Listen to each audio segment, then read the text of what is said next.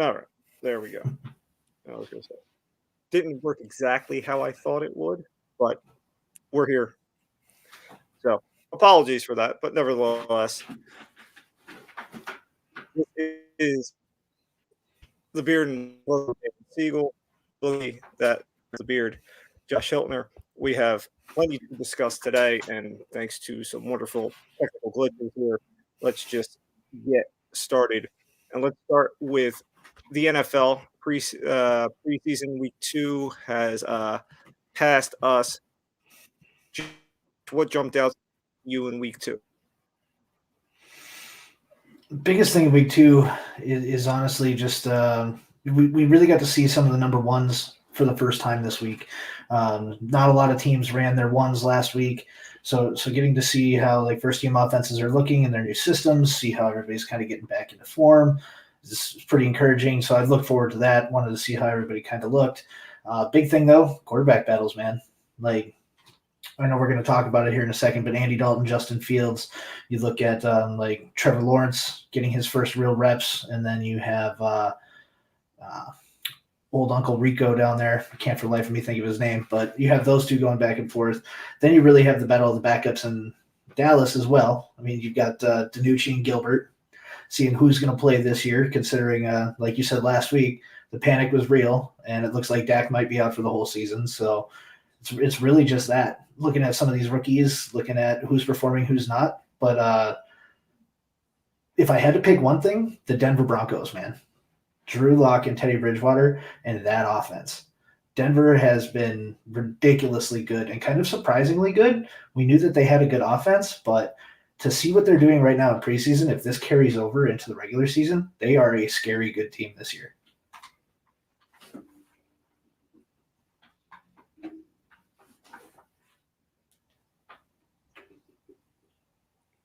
Let's start with the Bears, who, by the way, were the only loss I had in the betting preseason week because Trubisky revenge game, if you can call it a revenge game in the preseason, but they made Mitchell Trubisky look like they completely botched everything they ever did with him. They didn't cover a single receiver. Trubisky missed like 6 pass attempts for the entire first half, and of the 6, I think half of them were drops, maybe more. But you know, before a few days before the game, Andy Dalton came out and said, Justin Fields will have a great career, but this is my time right now. And he gets the start, plays the entire first half. And, you know, his numbers were decent, but they didn't move the ball a whole lot. And so much so that Justin Fields had to come out and Indy doesn't help us as a team, you know, chant for whoever's on the field. You know, Nagy has been insistent that, you know, from the start, Dalton will start week 1. So much so, as he said, following the game, you see what Andy Dalton can do with this team in the regular season. I've seen what Andy Dalton can do in the regular season. If Matt Nagy does that, that's okay. I know what Andy Dalton does in the regular season. He could have watched Cowboy film from last year to see what Andy Dalton can do in the regular season. But Andy Dalton will have a chance to get a firm grip on this job. The Bears' early few weeks have winnable games. If they are, you know, 2 and 3, something in that area, it's Andy Dalton's job, and he doesn't have to worry about Justin Fields. If he slips up early, then yeah, I was going to say, you will see Justin Fields by week 6 for sure. As far as the Bronco thing, yeah, that's interesting because, like you said, they looked really good early. I mean, I know you are a big Teddy B guy, being a Viking fan. If you are the Broncos, do you go Teddy B right away, or do you kind of have to burn what's left of the Drew Lock bridge? No, you definitely have to burn the Drew Lock bridge to the ground. Sadly for Teddy, so I think they're performing at about equal level right now. So you being Vic Fangio and John Elway, the Broncos as an organization have to back Drew Lock. They have to let that experiment play out. I think the real situation with a lot of these teams, even with like Andy Dalton and Justin Fields, is It's not so much who's going to be our week 1 quarterback, it's who's going to be our week 4 quarterback. So I could definitely see by week 4, kind of as you were hinting at, if they're 2-3, 3-2, depending on where they're at, we could see a lot of, like, you could see Drew Lock starting the first couple games of the year. And then if Drew Lock falters or has a hard time, and he's not going to throw Teddy Dalton week 1. And if he starts having a rough couple games, you throw Justin Fields in there. Like that, we have that with this quarter class. We kind of have that ability to do that. We never used to be able to. Like Tua wasn't the guy when he came out last year where they were like, you're going to start him week 1 and he's going to take over. It was more like, no, you're going to start Fitzpatrick until he's ready. And Fitzpatrick will ride or die with him. So this year it's a little bit more, we can take the gamble on the one that's been here for a while, or, we have this rookie that's kind of in a prove it year. Let's throw him out there and see if he can hold the job, or otherwise we have the guy behind him that can take that spot. No problem. That we know is serviceable, that we know can do it. Even like Trey Lance. Trey Lance had some good throws. So same thing with him and Jimmy G. Jimmy G is going to start the season. If Jimmy G struggles, Trey Lance is going to fall right in there. So I think that's really what we're seeing. We got to look forward more to the week 4 quarterback than the week 1 quarterback. Yeah, and to your point, I was going to go to the Niners situation. Shanahan still has this for one, and neither Jimmy G, who basically had a few series and threw an interception. Trey Lance played, like 3 times as many snaps as Jimmy G did last night.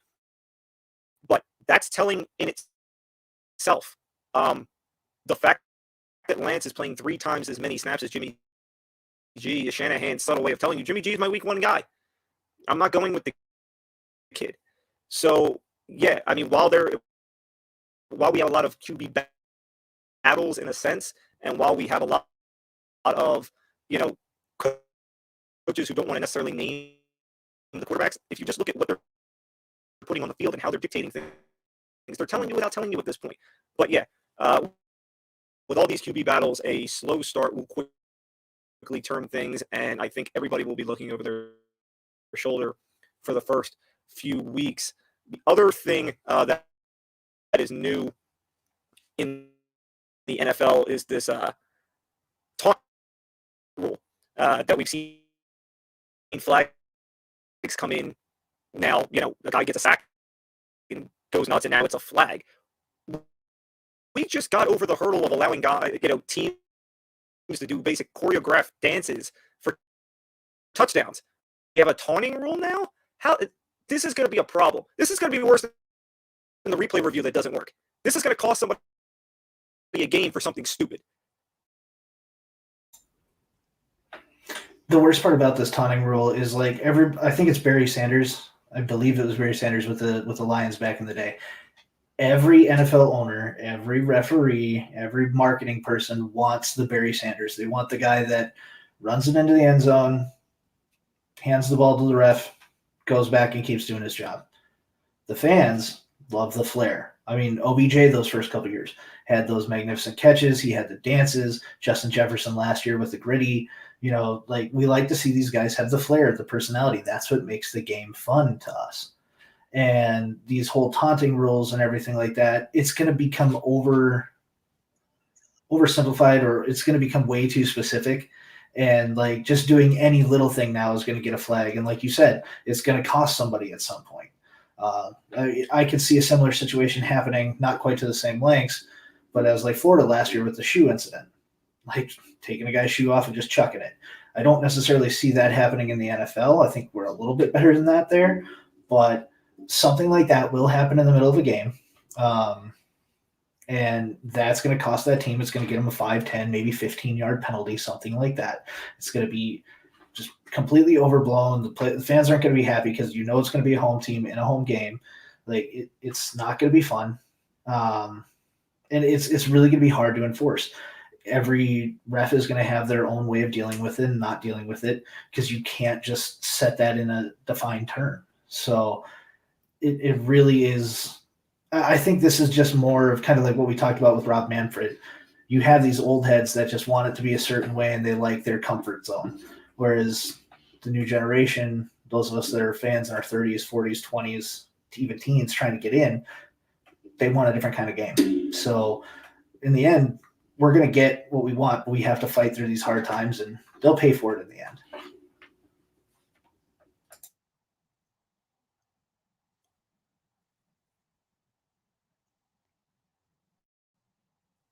Well, that's my biggest problem with it is what is defined as, acceptable to throw lag? Is it a guy, celebrating because he got a sack? Does he have a certain time window in which he's allowed to celebrate? I mean, what is deemed inappropriate or too excessive to throw a flag? This seems like a carte blanche rule that was just thrown out there by a bunch of old,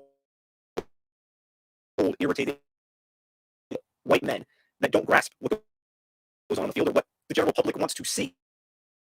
And the NFL, who has had an image issue, I think, ever since Kaepernick, the last thing you want to do is turn more people away. And I think this is one way that you may potentially be doing so.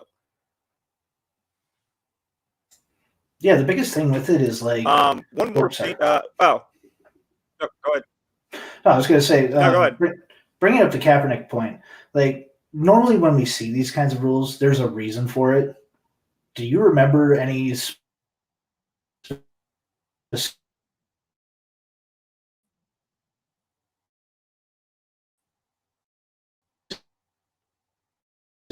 year? No, I don't. I can't think of one celebration that kind of would bring this on. I mean, like I said, we're going from choreographed team, bowling pins and camera shots and all kinds of things off of INTs and touchdowns to now you're not. Now we can't, my chest after a sack, so I'm completely what isn't allowed. Yeah, maybe that was it. Maybe it was those choreographed dances and everything. Maybe that's why they said no more. They got tired of it. Could be. I don't know. It'll be here for a couple of years and we'll get rid of it again. One and done. Yep. One and one done, like college. Speaking of all the quarterback controversy and discussion that's been going on this preseason, Aaron Rodgers was a topic of discussion for a while, and Aaron Rodgers was firmly entrenched in what could possibly be his last year as a Packer.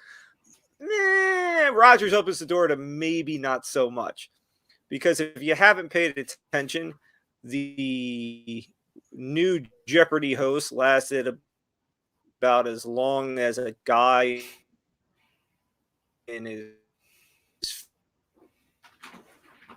night, and now they need a new host.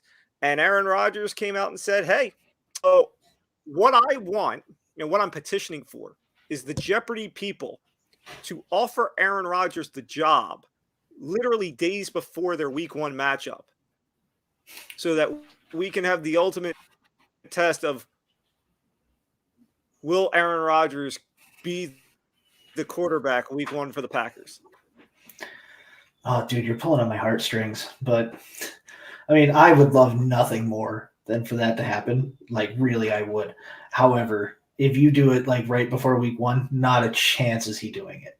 He might sign the contract and be like, yeah, I'll be your new Jeopardy host, but it starts after the season. Like, yeah, I'll do it as soon as the offseason starts. Like, he's back at camp. He's around the guys. He's already made those commitments. There's no way he would do it right now. So I could see them doing like a Ken Jennings or somebody like that as an interim host. He takes the job in the offseason. It's his. He takes it and goes forward. Last year as a Packer. The sooner that guy's off the Packers and I don't have to deal with him anymore, the happier I'm going to be. But it's of timing. Like you said, the guy's getting ousted. If it goes to Aaron, great. His wife's in Hollywood, so it would be kind of a natural fit for them to both be in the same kind of industry. But if they do it right before Week 1, not happening. He'll still play.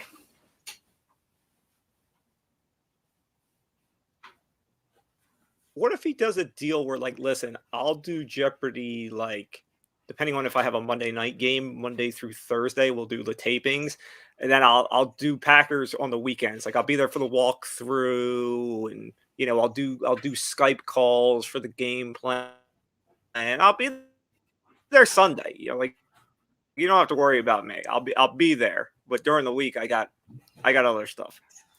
No, I think the fans would turn on him completely at that point. I don't see that being a smart route for him to go. I just don't.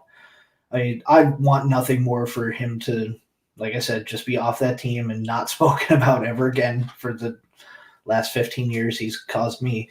But even if he came out and said that, now you're giving all the people that the Packers fandom is kind of rallying behind to make changes, and now you're just kind of proving them right to a sense. Like, hey, this is Aaron. Aaron's the one doing this. We didn't do any of this. We're not the reason why the team is failing. Like, look at what Aaron's doing. He's not fully dedicated to the team. So of course this is how everything's going to go down. It's too risky. And I think while Aaron Rodgers probably has the smallest amount of give a damn when it comes to what people think about him, I don't think he would do it to his teammates. I mean, he's just not that guy.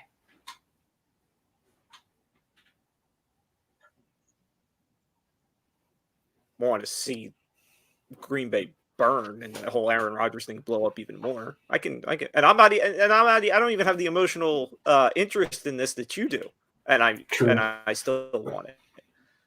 So, well, one more thing here before we Doug, go ahead. No, by all means.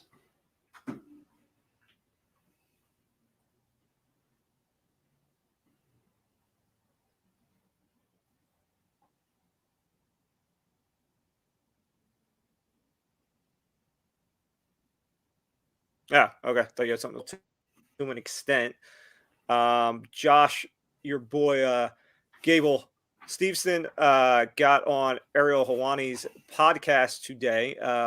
He was seen posting pictures from SummerSlam over the weekend. A big week in wrestling for those people who follow wrestling. This will probably be the extent of wrestling talk that ever happens on this show. But nevertheless, a big week of wrestling returns. CM Punk, Lesnar return. Obviously, we've had the John Cena return here for a few weeks now. But, last week we discussed the topic of where Gable would go, whether it would be WWE or UFC.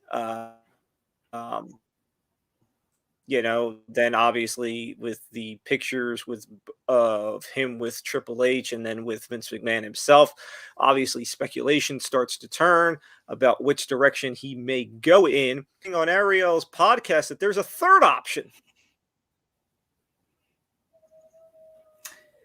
Yeah, talk about a bombshell. Not really, but kind of. So Ariel asked him, he's asking him targeted questions. He's doing what Ariel does and what journalists do. And he said, so if you had a priority right now, because they talked about NFL a little bit, Ariel asked him, like, do you ever play football, loafers or anything like that? And he said, like, if you had a priority, like if you could say highest priority to lowest priority of the three options, what would it be? And Gable said, well, I would probably try something new first. He's like, that would be my highest priority. Like I would try something new. If that doesn't work, I'm going WWE, and then I would probably go MMA. And he said it without officially saying it, but basically what he's talking about is he is going to try and go out to the Buffalo Bills camp, and I believe he's got some workouts that he's going to do. Nothing's official at this point, but this is what he's kind of hinting at. And it all stems from he went to visit Coach Fleck and the Gophers one day last year while they were in training camp, while they were getting ready for the season. And there was some Bills scouts there. And so he was just out there running little drills and just hanging out. Apparently this Bills scout was a big wrestling fan, actual wrestling, not WWE. And they connected over that, and they kind of exchanged information. And he told Gable if he ever wanted to actually come and try out, to just give him a call. So without officially saying it, he said, if I have the opportunity to try the NFL, I'm going to try the NFL. And I think that's mainly because he just wants to challenge. I think he knows at this point that he's going to make the WWE. Like he, on that same interview and on that same show, he said they kind of rolled out the red carpet for him. He got to meet Vince McMahon. He got to meet Triple H. He met all the guys. They rolled out the carpet. They took the pictures. He got to hold the belt. He got the full recruitment experience from the WWE. And he also said that he had messaged with Dana White, and they were supposed to meet up in Las Vegas, but they never did. And when asked why, he said, I didn't feel like Dana was really interested in me. So I'm thinking it was kind of he's like, yeah, we'll put you on a developmental deal, and we'll see if you can fight, and then we'll try on like Contender Series or something. So Dana probably isn't even trying that hard to recruit him. WWE's like, yeah, come on in. We've seen this before. We can do this. And the NFL is more like I wonder if I'm good enough. So still on that Brock Lesnar track, just a little out of order, but it definitely was something that neither one of us expected for sure. Well, I mean, if he's going the NFL route first, then he is doing the Brock Lesnar track. I mean, remember, Brock was with you first. He was a Viking before he went to WWE. You are much more the Gable aficionado than I am. So before I just go and throw this number out there, I'll see if you feel a little more confident than I do. Percentage chance that Gable, right? Let's be realistic. He's not making the 53-man roster. Okay, if all things broke well, he would make the practice squad. Okay, let's just be realistic here. So percentage chance Gable makes the Bills practice squad. 25, based on name alone and potential.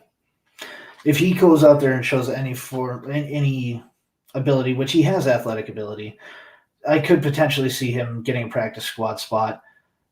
I don't think he would take it, though. It's 25% chance he even gets it.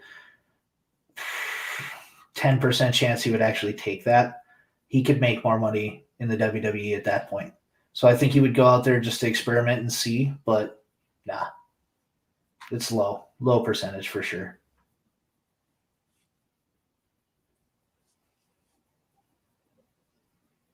Okay, I think 25 is way too high. Way too high. I don't even give him that. Like, he's a name, and we can shove him on the practice squad. I don't. Yeah, there's little to nothing chance. Real quickly, since we're live, things do happen while we're on the show. QB battle update. The Saints are in the second quarter of preseason game here against the Jaguars. Trevor Lawrence happens to QB that team. The Saints have QB battle going of their own. They have Taysom Hill, the incumbent, who kind of played a little bit last year when Drew Brees was hurt. And then they got Jameis Winston, who the last time you remember him being a regular starting quarterback, he was throwing all kinds of interceptions. So through the first quarter here, where we are about 14 and a half minutes into the second quarter, here are the numbers. Taysom Hill, 1 of 2 passing for 2 yards and a sack. Jameis Winston, 9 of 10, 123 yards, 2 TDs. I mean, I was about to make a joke about that being a quarterback struggle. Apparently not.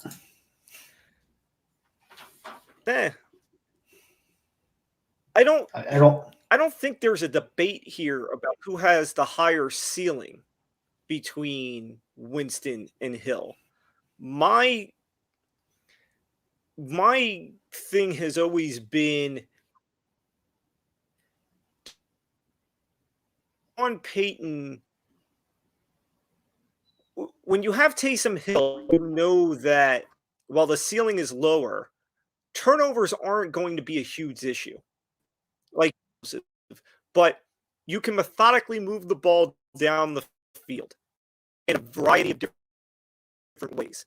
With Jameis, obviously, you can have explosive offense, you have a much higher ceiling and all of that, but turnovers are a very large area of concern. And I wonder how comfortable will Sean Payton be with that ultimately? I think it just goes back to kind of what we talked about with the others. I mean, Taysom Hill is more of a gadget player. We've always said that. We've always kind of known that. He's the guy that you bring in for those specialty plays because of his diversity. I mean, Jameis Winston with LASIK might have some improvements to him. I mean, we all knew he knew how to throw the ball at Florida, like when he was at Florida State. So the guy's got talent. He can perform. I mean, he did throw 30 touchdowns, 30 interceptions as well, but he did throw 30 touchdowns. So we know he has the capability to do it. I honestly see them probably starting Jameis, and then based on contract alone, Jameis is probably the bigger risk, and Taysom is the safe option because of the way that that contract is structured. It's basically a all or nothing deal for Taysom. So he needs to really step up and prove himself a little bit more. So if Jameis is getting those starting reps and performing like that now, it's probably his job to lose at this point. But I think he will lose it. I don't confidently see him performing that well with those weapons, considering Michael Thomas wants a trade. I mean, you've got Alvin Kamara, you've got a couple others. You have players there, but I just don't see him performing well in that offense. I see it being a struggle for them offensively all year with those two. Taysom will have some flashes in the pan. Jameis will have some flashes in the pan, but overall, it's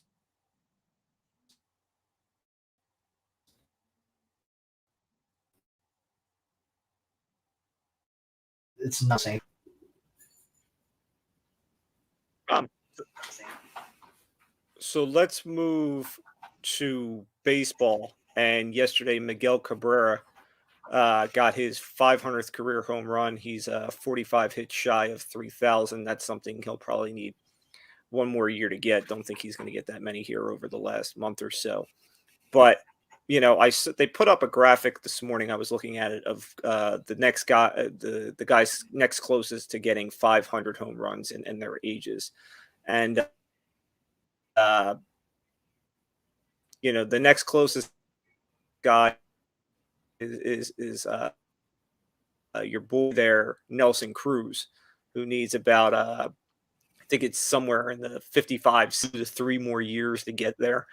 But then when you go down the line, there's guys like Trout, who's 30, Harper, who's 28, Machado, who's 29, but they are still 250, 300 away. And, um, with the steroid era, 500 kind of became a lost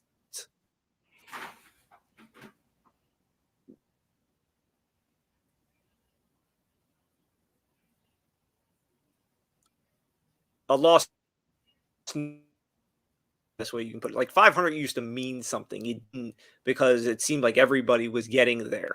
Now it seems was maybe 10 years ago starting to mean something again. It for sure means something now. I mean, Bryce Harper, Mike Trout, these guys, they are up there in years. I mean, they're closer to my age than they should be if they're trying to break 500. But you look at the baseball players today compared to the guys in the steroid era, and I mean it's night and day difference. You have a lot more hybrid. You have a lot more speed and power now instead of just straight power hitters. You don't have a bunch of David Ortiz's, Manny Ramirez's, your Nelson Cruz's. Like, you just don't have them anymore. Miggy. I mean, they're still around, but not as much. Even like Prince Fielder, like those guys just don't exist. The next one, honestly, if Trout doesn't get it, which he might not. Harper might get it, but he might not. The only one right now that I could see it and would probably have to turn it up quite a bit to get there would be Vladdy Jr. He has the potential. I mean, he has the background to be able to get there.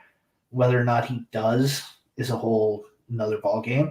But this is kind of what this is kind of what we've talked about with baseball, is like they don't really have that guy right now. They don't have anything that's really getting anybody excited at the moment. Nelson Cruz, like you said, needs 2-3 more years. I'm pretty sure he just hit like he just topped 400 this season. So, yeah, he would need a little bit more time. But what are you going to do? I mean, you don't have these home run races like you used to.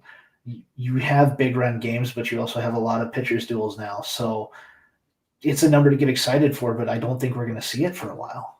And if we do, it's going to be one of two guys, and they are going to be really at the end of their career before they get there. They're not pushing 600 before they retire. It's like they're 500 done. I guess before we move on, the reason why I bring up is 500 significant again is because there are guys that have already gone through, either they fell off the ballot or they had their 10 years on the Hall of Fame ballot and are not in the Hall of Fame. Like, take a guy like Fred McGriff, who was an MVP. He's just short. He's got 493 career home runs.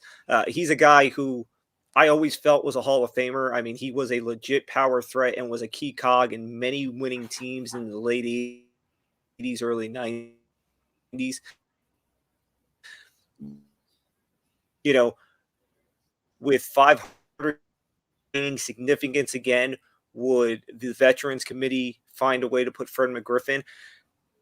On the other hand, there's a guy like Gary Sheffield.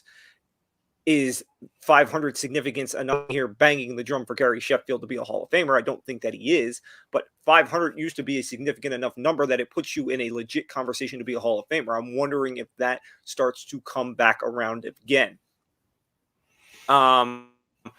Moving on, we had the Field of Dreams game.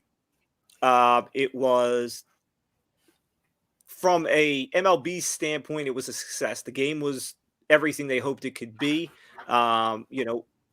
People watched from all over. It was great. And then the MLB went and ruined it. I mean, they ruined it from the start. Let's put it this way. Okay, they had the jerseys, which were everything you wanted the jerseys to be. I mean, they had Costner come out and do the speech. It was everything you wanted. And then it had a big Nike swoosh right there. Just like, here's your marketing. Boom. Let's take any innocence and sanctity of this game and throw. It's a rousing success. And it spurned a lot of questions about, hey, this worked. What else could you do? And the obvious thing, and a thing that I thought if MLB was smart, they might listen to, was Field of Dreams worked well. What's another baseball movie that has a lot of ties to people? How about a Sandlot game? We already do a game. They did a game last night in Williamsport Little League World Series. Okay, you could make a Sandlot type game and do something around that. But no, we're going to do the Field of Dreams thing again. Okay, which I get it. It worked well once. You want to beat it home. Okay, it's going to lose significance very quickly. All right, the teams aren't very great. The teams actually make no sense at all. And then what are we doing? We're making a TV show. Okay, you're just beating this thing to death. Yet again, baseball. Take your wins and move on. It works in a vacuum. It's something that you can do every now and again. You can't hammer it home and home and home, because guess what? When you bring Kevin Costner out for the 75th time, nobody's going to care anymore. 100%. The nostalgia aspect of having the Field of Dreams game, it's the only game I watched on TV this year. Like, I have not cared to watch a baseball game on TV. If I wasn't there in person, I wasn't watching it. I'll catch the highlights. That's all I really cared about. That game, though, I was like, I'm in it for the fanfare. I remember watching this movie. I love that they're out here doing it. Love the way the field looked. I agreed with the jerseys. They were everything we wanted. Then you have to have the advertising in there. Whatever. I get it. You're trying to make as much money as possible, but still. Everything about that game made me really happy. When I heard that they were going back next year, even I was still excited for that. I mean, as a hockey fan, they do the outdoor hockey games every single year. So it's like a staple of what hockey does. It's always different teams, but they always do that. I was comfortable with it. It's like, fine, you want to do Field of Dreams game every year? You can change up themes. You can change up teams. But let's get some exciting teams in there. Let's get some teams with some stars. Let's get some teams with some talent that are going to put on a show. You give me the Cubs and the Reds, I don't care. The Cubs don't have Rizzo. They don't have Chris Bryant.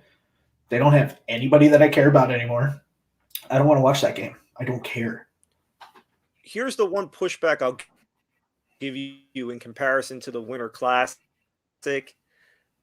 Field of Dreams, that whatever you want to call it, background scenery, is always going to be the same. At least with the Winter Classic, we're moving it. It's been in different places. So you're always getting a little different aspect to it, a little different, variants. I mean, we've done it on Niagara Falls. We've done it in stadiums. We've done it, in little pond. I mean, we've done it all over the place. So the Winter Classic always gives you a little something different. I mean, it's been in snow. It's been with sun glare. I mean, there's always something different. You're not going to get too many different things with a Field of Dreams game. So I feel like that comparison is, I get where you're going, but I feel like it's slightly off because while we can do so much different things with the Winter Classic, it's kind of going to be repetitive with the Field of Dreams minus different teams. Mm-hmm. I hear you. So, like, what about maybe like a Bull Durham game? That's an actual stadium. They can go play there. It's a AAA field. Like, they could do it there. They could do a Sandlot game. Only if they're going to.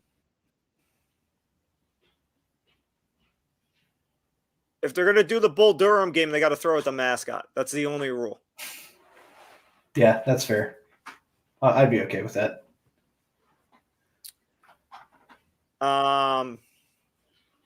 Yeah, so, again, like, they did a great job, and they're going to ruin it quickly.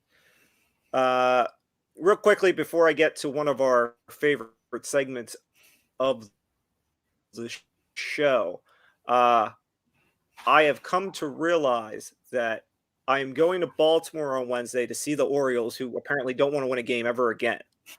And they certainly are not going to be winning when I go to see them Wednesday, because do you know who is on the mound, good sir? Is it Berrios? Who is it? No, it is Mr. Ohtani himself. Shohei Ohtani's pitching. You bastard. That's amazing. That's going to be an awesome game, dude. That's right. I found out this morning that the game I am going to, Mr. Ohtani will be pitching. Okay, so we have two segments on this show that, even though this is only our second show, these are probably going to be weekly segments. They seem to just, both these guys continue to give us things that on a weekly basis to make us smack them. So here is our weekly Rob Manfred, I Hate You segment. So Rob Manfred made a proposal to the players union. We do have a collective bargaining agreement that is expiring, a lockout that could be impending. So, it's nice to start sending proposals back and forth, except when you make stupid ones like this. So Rob Manfred's proposal was basically this. We're going to have a salary floor in which all teams have to spend at least $100 million. So that's you, the Rays, you, the Pirates, you, the Marlins. We need you to start spending some money, which was the whole point of the revenue sharing plan when all the, high-end teams like Yankees and Dodgers were giving money to the low-end teams, to try and help them have money to spend, and then they were just putting it in their pockets. Revenue sharing, wonderful idea. So $100 million salary cap floor. Then on the other end, they go, we're still going to have the luxury tax, but what we're going to do is, like, we have the penalties now, we're going to make those penalties even worse. We're going to jack those up. And the players, remember, before this year, this offseason, we're going, listen, this luxury tax thing is horrible. It impedes owners from spending money on free agents. Owners are acting as if it is a salary cap already. Like, we hate it. So Manfred's idea is to make it worse. What did he think he was going to get from this? So here is Rob, listen, I'm going to give you a proposal to give to the union that they will not hate. Okay? We keep the revenue sharing plan in place. Okay? There is no salary floor. We mandate that whatever money you get from the revenue sharing. So if the Pirates get $20 million in revenue sharing, they have to spend the $20 million in free agency or via trade or in some aspect during the offseason by player acquisition. Okay. 2, okay, the luxury tax penalty right now is basically like, if you go over in the first year, it's a percentage, and if you're over the second year, it's a higher percentage, so on and so forth. I don't want to do that. Do it tax bracket wise. Okay. We will penalize you by how much you want to go over. So if you're gonna, so if let's say we make the number $200 million, okay, you can go up to 200 million. If you're at 20, okay, if you're at 215, okay, maybe you get a larger penalty. Over will dictate the penalty size. That way, it is not an impediment for owners to spend money to necessarily go over the luxury tax, because it's like, well, if they want to make a move that puts them slightly over the luxury tax, well, this penalty isn't horrible. It doesn't really hurt me that much. Like, I'm okay with making necessarily move and taking it on the chin. And if somebody wants to blow by, well, then let them blow by. They know what the penalty is, and obviously they don't care. And they're good with it. But don't make it. Rob Manfred is basically trying to implement a salary cap in a sport that has never had a salary cap and doesn't want a salary cap. And the idea that, well, look at all the 3 other major sports, they all have salary caps. You're the only one that doesn't. Baseball isn't like any of the other 3.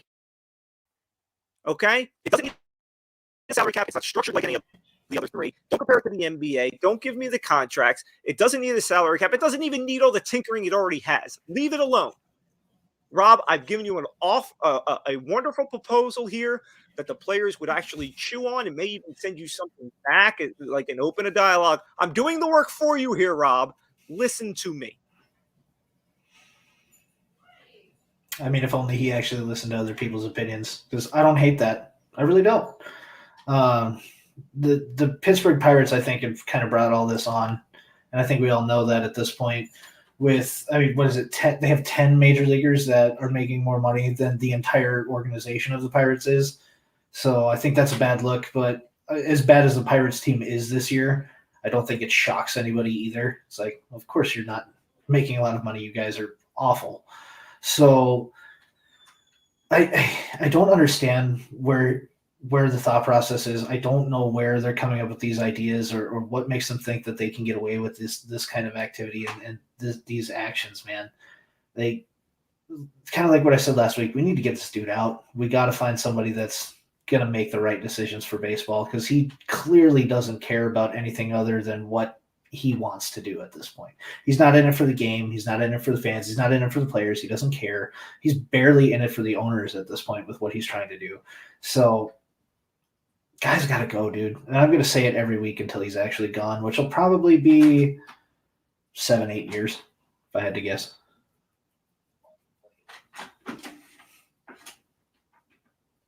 Personally, let's get rid of them both. It'd be a lot easier. Basketball, yes. And I found this to be interesting. On the heels of announcing that Joel Embiid, who, if you remember, tore his meniscus, I think, in the playoffs, and sat out for a bit, rehabbed it, and then played through it in the playoffs. The expectation was he would get surgery in the offseason, probably not be ready for the start of the season.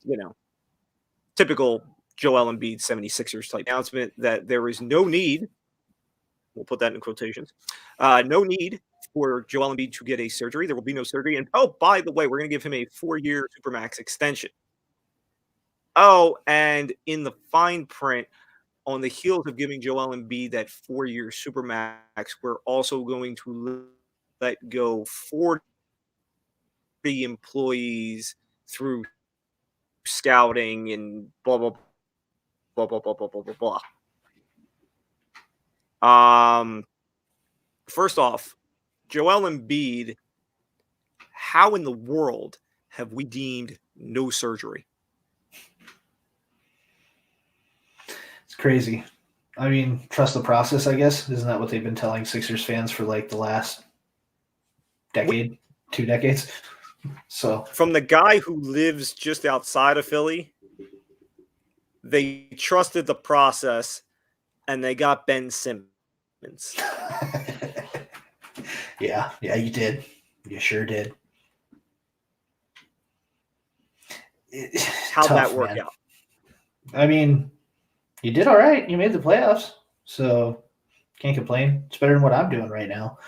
But I don't understand a lot of logic with a lot of teams. I don't know if you have to sit around for the sake of your job. I think that's probably what it is. Why surgery is not on the table is beyond me. But doctors know more than I do. I'm not gonna challenge anything medically, but like I haven't heard too much about them coming out and say he needs surgery and then not having him do surgery. So I don't know. That there's probably more that they know than we do, but I don't like how any of this deal went down. I don't like the decision making. I just look the way I'm looking at it again, and as you said, we're not medical here, so I'm not going to argue it necessarily. But I'm just looking at it from a very simple standpoint. You told me it was torn. The last I checked, torn things don't magically get put back together just by sitting around and rehabbing and things like that. They usually have to be medically put back together, by going in and attaching some things, which is torn torn in the knee, no surgery. That makes me believe it's still going to be torn. And now you're going to try and have him play 82 games in the playoffs with that. Good luck. Over under Joel Embiid out is Christmas. Yep. Sounds accurate, but I don't feel bad. They put this on themselves. This is what they did. They made these choices. Sucks for the fans. It's always going to suck for the fans when they do these things. I mean, it sucked for their fans for 30 years. I mean, you live outside of Philly, you know.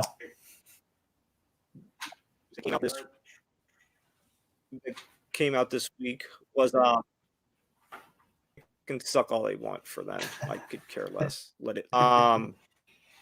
The other big thing that came out this week was Draymond and Kevin Durant sat down for an interview on Bleacher Report, in which they discussed many things. They discussed their infamous argument that many believe drove Durant to leave Golden State. Both Durant and Draymond basically blame Steve Kerr and Bob Myers for their handling that. But Josh was very surprised when we had this discussion. Was Durant's talking about being tired of being number 2, and Josh, I know you were confused about it. I think I get where he's coming from, but I'll let you kind of get where you say why you're confused, and let's see if I can kind of take it from there. Yeah, I guess like my big thing with him saying he doesn't want to be number 2 is mainly around like who's the number 1 on any team that you're on. It's KD. When KD went to Golden State, they weren't talking about anybody really other than KD coming. Like KD's coming in to help Steph and Clay and Draymond win a championship. KD was the big get. He was the number 1 guy. Even though like Steph had been there for longer, Clay had been there for longer, like they were the established players on the team. You bring in KD, that's a big deal. Even in Oklahoma, I mean, first pick for Oklahoma City. He got Russell Westbrook the next year, and it was always KD and Russell. So I could see maybe like he feels like somebody else is attached to his name.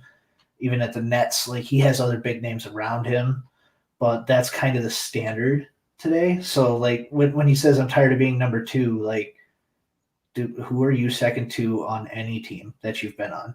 Like you haven't played on a team with LeBron. I'd be like being like, oh, I'm number 2 to LeBron because I'm on LeBron's team. But any team that KD's on is KD's team as far as I'm concerned. So when he says I'm tired of being number 2, maybe I'm just looking at it from a different perspective, but I really don't see where he's coming from with that.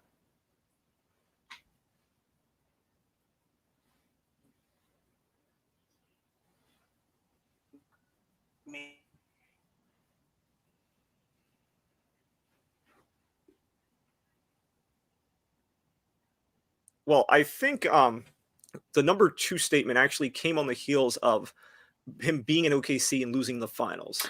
That was the big thing. And even in Golden State, you made you know, you referenced it.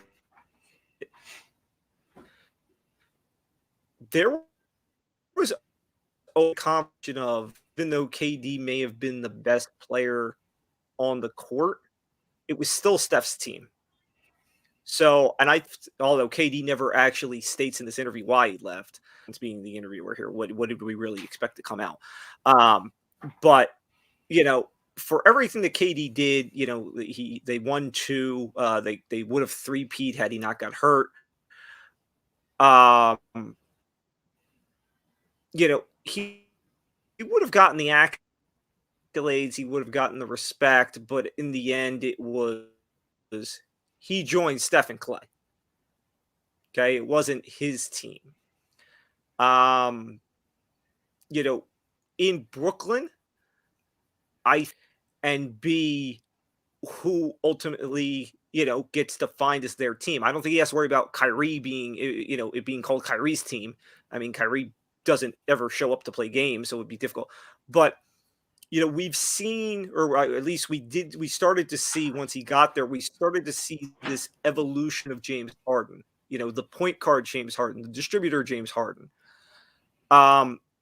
If that comes to further fruition and James Harden becomes this complete player that, we always knew James Harden could score, but we never saw this James Harden. We never knew he could be this James Harden. If all of a sudden we get this fruition and they win, maybe it's a conversation. At the end of the day, and we know it from his Kevin Durant, I don't want to say he has an ego, but he's a little insecure. And I think that's just from, he talked about it in the interview. He was traveling from different high schools when he was young because he thought that was just normal things. He didn't know, even when he went to Texas, supposed to be this, he wasn't until after he had kind of made the statement that he was the best player in college basketball at the time. There'll always be the chip on Durant's shoulder.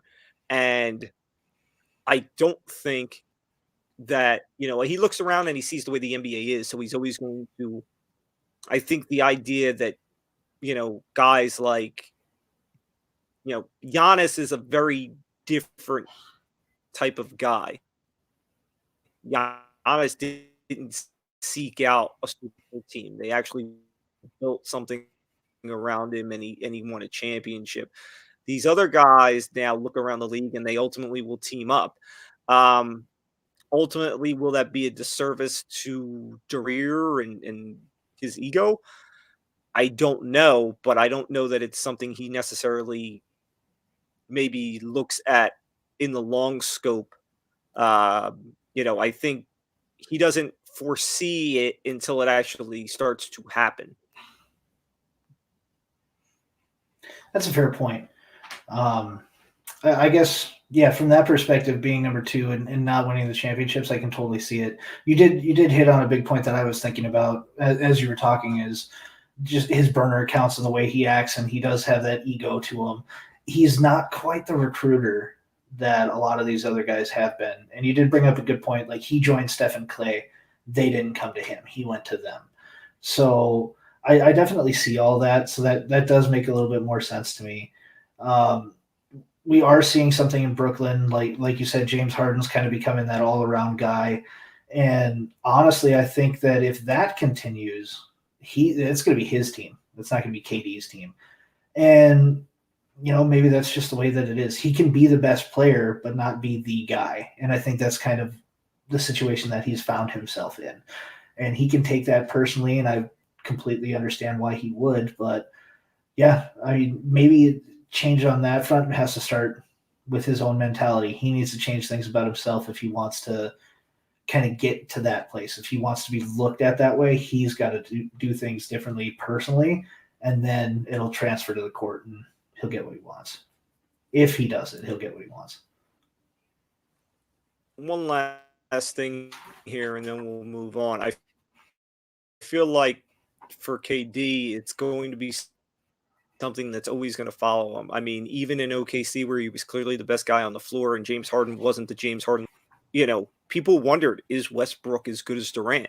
There was always that conversation, and despite it being, what I felt was obvious. Then he goes to Golden State, and that was clearly Steph's team, and nobody ever really debated whether KD kind of grabbed a hold of that team, and now there is the question of, will Harden,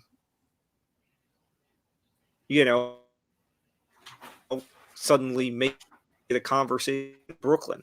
So maybe it's just something that will follow KD around for his career. Segment. Now we have to get to our other bashing segment, and this one will definitely almost be weekly because he can't keep his mouth shut, and that is the I don't know. I could use so many words here, but LeBron James, and LeBron's ego was hurt a little bit this past week when executives held a poll for the best player in the league and voted on who it was, and LeBron got 0 votes. He said, yeah, I think his post was as if I needed more fuel for this season. Thanks a lot. And then hashtag washed up. LeBron, really going to try and argue that you're the best player in the league now? He's not even the best player on his team. Let's be honest. Stop.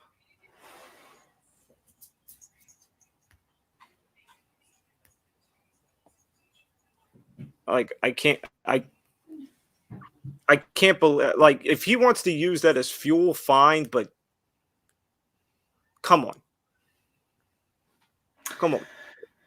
You can't even stay healthy for 82 games anymore. Yeah, guys, I mean, he's not a kid anymore. He's old. We know that. He's getting up there. Interesting stat I saw the other day. Adrian's going to love this when he sees this. I forget how many games LeBron's had, but it's over 1,000 now. And Michael Jordan finished his career at 930 some games, and LeBron still hasn't caught MJ when it comes to trophies. He doesn't have all the accolades that MJ has, and he's been playing longer. So, but that's a completely different subject for a different day. But the fact that LeBron is upset about this, I don't think he should be shocked by it. What is he? Is he trying to be motivated to get 1 vote at the end of the season? He's not the best player in the league. He's not even close. Going to what you were bringing up about the games played. Okay, here's the thing for Adrian and all the other LeBron lovers.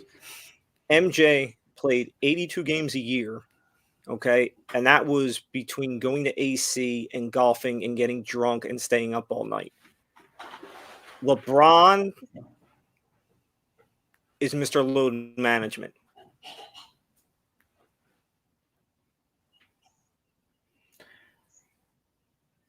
Okay. So no conversation to be had. I'm not even going to go down the road. All right.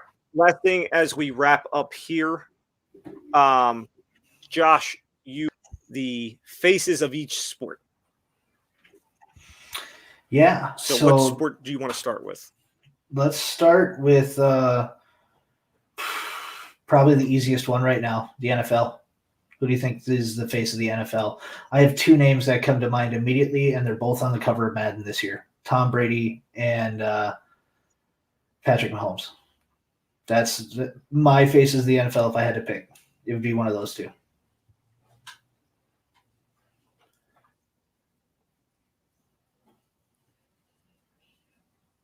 Yeah, I don't think you can argue either of everyone, and Mahomes is the younger, cooler, kid attractor.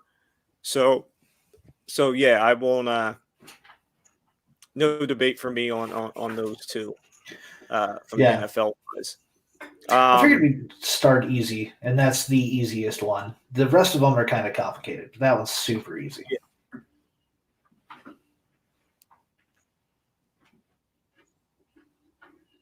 Yeah, like who would you say the face of the NBA is right Um, Face now? of the NBA. I'll give you my answer. Yeah, give me somebody. I still think it's LeBron because LeBron is everywhere. He's got his media thing. He's got his barbershop show. He's got Space Jam. I mean, he's everywhere. He is the MJ Light of our generation.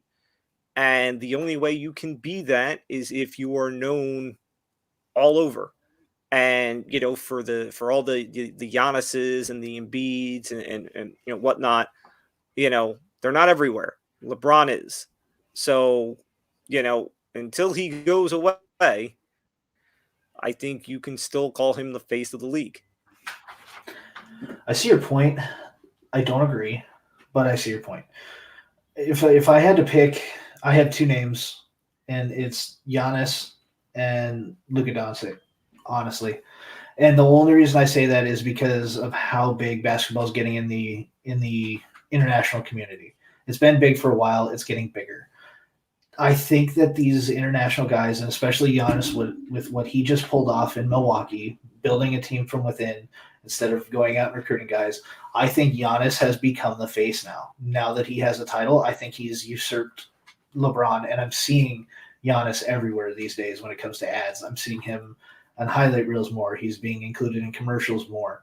I think he's taking over at this point. I think LeBron's still the most talked about. He's the most known player, but I don't think he's the face anymore. I definitely think it's Giannis. Luka, just based on the international thing as well. I mean, that guy just got a supermax deal. He's really become a face, and he's a big deal now too. People are talking a lot more about him than they used to. But Giannis he's the new face, kind of like what we were talking about with Brady and Patrick Mahomes. Giannis and Luka are the new guys coming in. Steph's even kind of on his way out. So Westbrook's on his way out. Harden's on his way out. KD's on his way out. So Giannis, Luka would be the two that I could see the most there. And LeBron is just kind of that placeholder for as long as he's in the league. We have to deal with him. And once he's gone, it's those two guys for sure. Giannis getting close. Luka's got to win more. Luka's got to win more if he's going to be the face. That's fair. All right. Now the two tough ones. Let's do hockey. I'll go first with hockey. Okay. As much as I want to say Ovechkin, I think Ovechkin is starting to kind of fade out. I wouldn't. I don't think it's him. So, at the end of the day, even though they don't win, hockey is still a Canada sport. So I got to say Connor McDavid. I mean, Connor McDavid is he is, the star of Canada. I mean, he plays on the Oilers. And if Edmonton can ever get their stuff together and even have some sort of playoff run, the star of Connor McDavid just goes that much higher. So it's Connor McDavid. I disagree. As much as I would love to agree with you, and his name did come across my mind when we started talking about NHL, I don't think it's true. I don't think he's the face, and it's mainly because Edmonton and Canada. He's Canada's guy. The guy that I'm going to say is also Canadian, but and this is going to make me sick even just talking about this guy. It's Sidney Crosby. He's the face of the NHL. Dude doesn't play much. I hate him. I don't like the way he plays. I don't like the team he plays for. I don't like that he beat the U.S. in the gold medal game. I don't like anything about it. But when you think hockey, Pittsburgh Penguins come up the most, and it's always Sid the Kid. Sid the Kid kind of beat out Ovechkin in their little rivalry that they had. Ovechkin's got his title now, but Sid the Kid and the Pirate or Penguins have always kind of been that face since Sid the Kid came in. McDavid's the next generation. He's coming up. Him and Draisaitl up there in Edmonton are going to do big things. Kaprizov, if he has a couple good years in Minnesota, he could be a big face. He's a Russian guy, so he could be the new like Ovechkin style. I could see it. But Sid the Kid, by far as accolades and attention and everything goes, he trumps Connor McDavid everywhere outside of Edmonton. So he's got to be the face right now. And I saw your eye roll, so I know that you don't agree, but that's fine. Because Crosby, the Penguins are not the dynasty that they were, and because Crosby has had the injuries that he's had over the past couple of years, I mean, like last year, I think he played maybe half the year, if that. It's hard to be the face when you're not seen.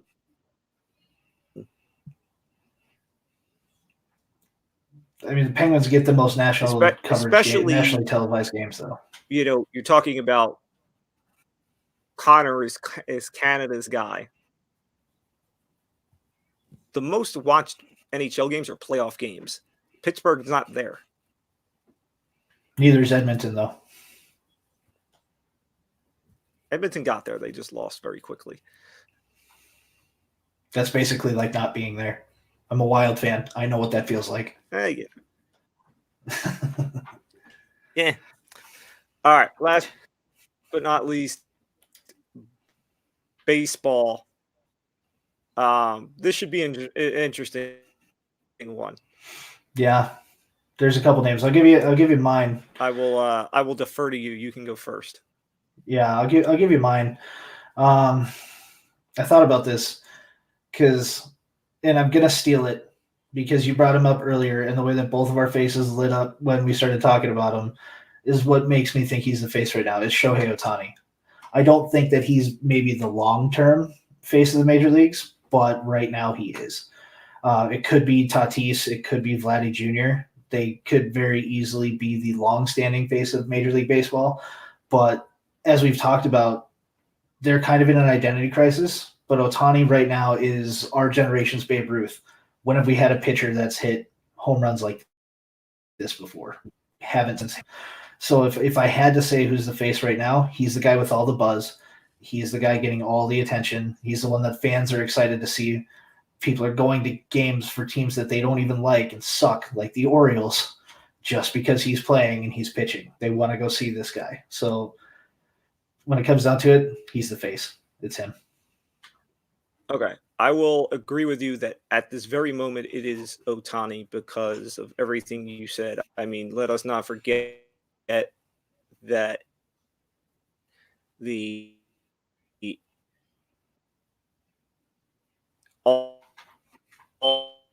All-Star game outrated the NBA Finals because of Ohtani. Okay, that's not a small thing. But to what you were saying about the long-term, for everything that Ohtani is doing right now, okay, the moment he doesn't, he's forgotten. So who is the face? Two names. One that you brought up, which is Tatis, because he's on the cover of the show. He has flair. Kids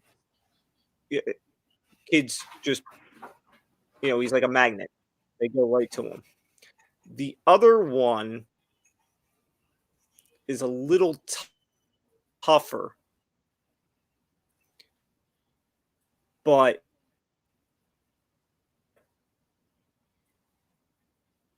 if he comes back healthy and the team continues to be on the trajectory that they are, don't forget about Acuna.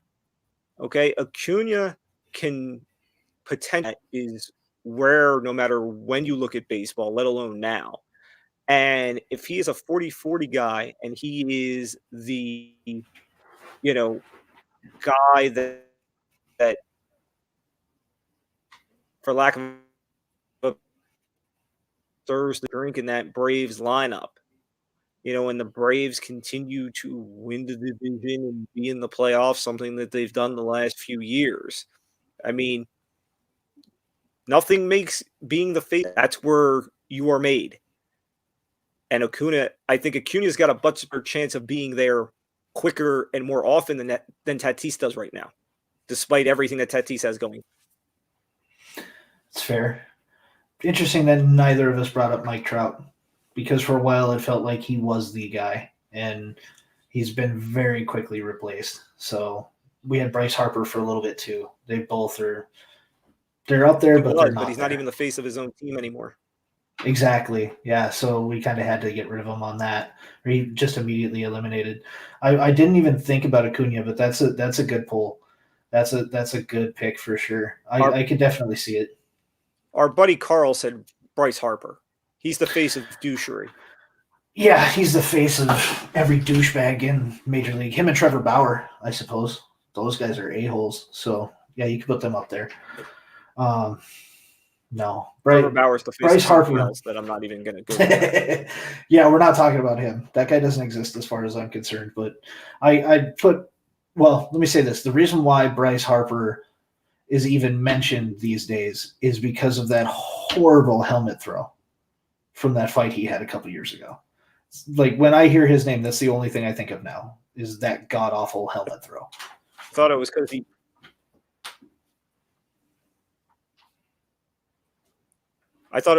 because he choked out Jonathan Papelbon. Hey, respect, he had good form, but so did Jalen Ramsey, and I didn't bring him up for the NFL. Was it Jalen Ramsey? I think it was Jalen Ramsey. There you go. Back when he was on the Jaguars, I think. I don't remember. Yeah, might have been. But to that point, there is one more sport I wanted to ask you this about, because it is big on. It is a big fight on MMA Twitter right now. Who's the face of MMA? When you think of mixed martial arts, who's the person that you think of? Okay, here, hold on, real quick. All right, before I answer the MMA question of leaving a team and then they can win, that's what Bryce Harper's the face of. Yes. MMA. That is.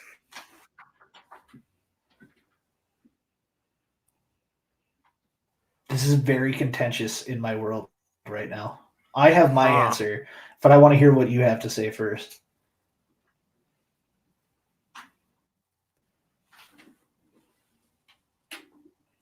Okay, this is not going to be your answer, so I know I'm safe. Even though the star is falling and falling fast, for the time being, I'm going to say it's still Conor.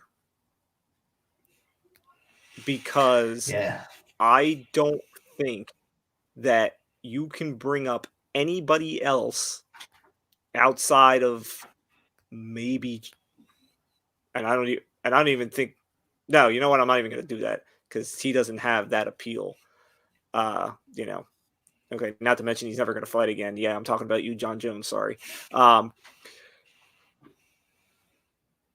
don't think anybody, it's not Khabib, nobody's got the box office appeal that Conor does. I mean, you can pull Conor can go away for a year and then you throw him in the octagon and everybody eats it up. I mean, honestly, and okay, Josh, I'm gonna sound fanboyish here, so don't kill me. But let me just use this as a comparison. Okay, I'm talking about Conor's box office appeal here and how I don't think you can give me anybody that matches up to that. There's only one other name in the MMA world that I can think of that Dana could pull out right now and give you that box office appeal. There's only one.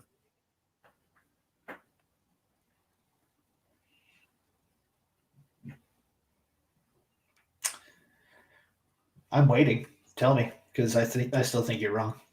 I have a pretty good idea of who you're going to say too, but I think you're wrong.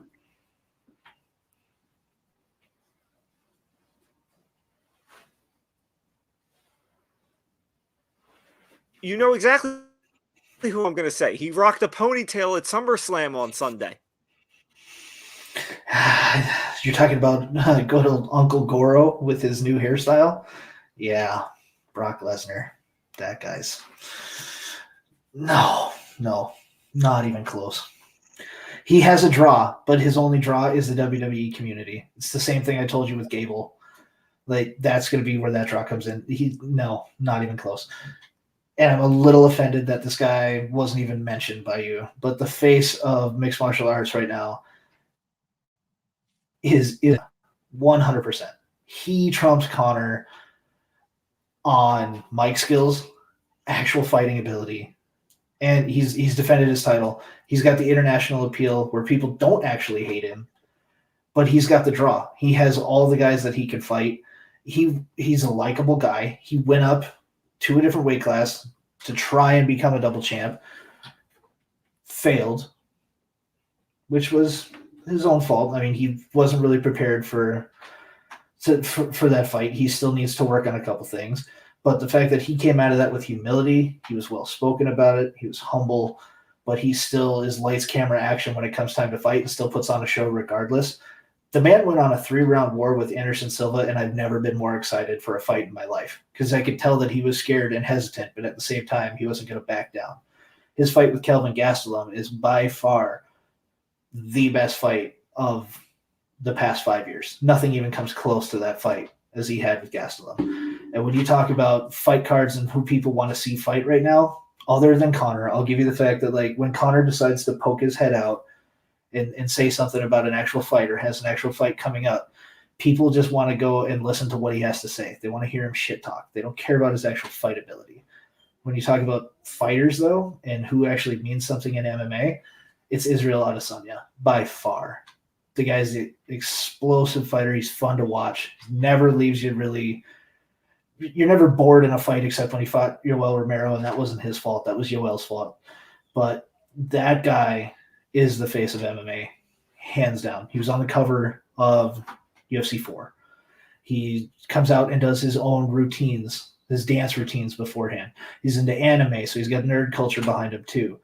He's from New Zealand and Nigeria, so he's riding the Nigerian African wave right now. He's huge. Nothing even close to him right now. So here's where I'm going to tell you why you are viewing this in the MMA landscape. Okay, the MMA community, the people that eat, sleep, breathe MMA. Okay, and in that community, you may be right that he is the face of MMA to those people. We're talking about the face, okay, whether it be MMA, MLB, whatever, okay? The face of that has to be where we pull somebody off the street. Couldn't tell you the difference between a roundhouse kick and a a kick to the groin, okay? But she knows this person. She's not going to know Israel Adesanya. Okay. She'll know Connor, and she might damn well know Brock. Okay. I got another name for you then. Because if that's the criteria that we want to use. And go ahead. And one more thing. Well, I'm gonna throw one more thing into the crowd to put Adesanya pay-per-view buys against Connor or Brock. No, but that's not what it means to be the face. So I don't consider pay-per-view buys to be what makes you the face of the sport. Not in MMA's concern. But if you want to talk somebody who right now I show you their picture, that's a fighter, and you know who it is immediately. It's Chuck Liddell. He doesn't fight anymore, but it's Chuck Liddell. If you want to talk about random person on the street who's a mixed martial arts fighter, or who anime fighter that the buzz cut that he had. Who is this? Then you got Chuck Liddell. Yep, there you go. So if that's the way that we want to view it, Chuck Liddell is then the face of MMA, even though he doesn't fight anymore. Everybody knows who the Iceman is. More than Conor, I would say. And when he came back to fight Tito, there's a huge buzz around that.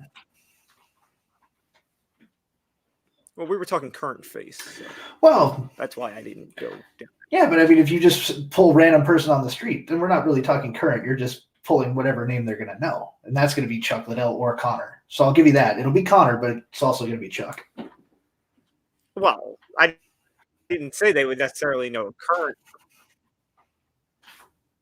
You didn't specify, so I can argue however I want. I still think it's fine. Yeah.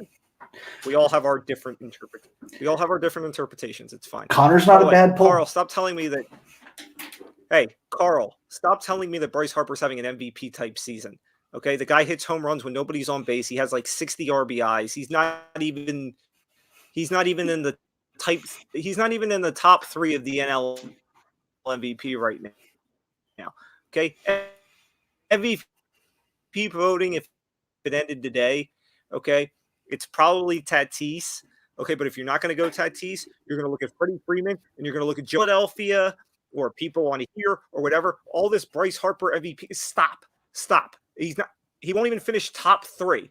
Okay, they would have to have a crazy September and win the division for Bryce Harper MVP talk to be realistic. When you lose the division to the Braves, Freddie Freeman, and you lose the wild card to the Reds, Joey Votto, okay, plus Tatis just having the MVP season that he was having, okay, that puts you not in top 3. Stop giving it to me. I'm tired of hearing about Bryce Harper and MVP. It's ridiculous. I'm going to start calling him Bryce Harper at this point. Jesus. I mean, we gave him a win earlier with Patrick Mahomes. You think he'd be happy? Seriously. Like, you know, his Royals aren't even playing bad ball right now. You think he'd be all right with that, but no, you can't make him happy. No one makes him happy. He has a World Series that he took from me. That should suffice him for the rest of his life. He has a Super Bowl too. Ungrateful. God. And he's I got a couple of those. That one doesn't bother me. Yeah, I don't have any of those, so it bothers me. Carl's upset because I'm referencing something he put in the chat 10 minutes ago. We were having a conversation. I couldn't get to his comment right away. I'm very sorry. I'm not going to stop our conversation just to talk about your comment, Carl. We'll talk about it on our terms, okay? Thank you. Okay. More importantly, if your comment was relevant, I might have got to it quicker. When you give me something stupid like Bryce Harper MVP, it can wait.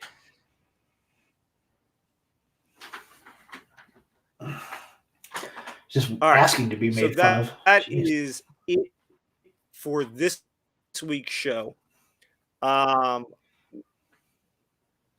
pretty much. He's just asking to get back and rip him apart while we're ripping LeBron. That's probably better for him.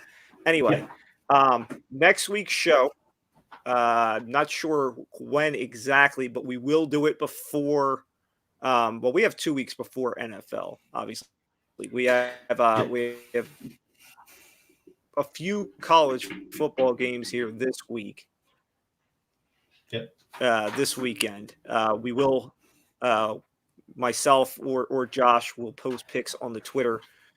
If you're following us there, we'll get some picks up for college football this weekend. But next weekend, obviously, is the big weekend with everybody in college football, everybody in the NFL. So next week's show will be pretty much predominantly that. We will talk college football. We will talk NFL. We will give picks. We will give predictions, all of that stuff. So it'll be pretty much a full-fledged football show next week. Yep. I'm going to sneak in some MMA because I always do. Maybe a sprinkle of something here and there, but pretty much football. So if you like football, yeah, you know, I'm sure that's it.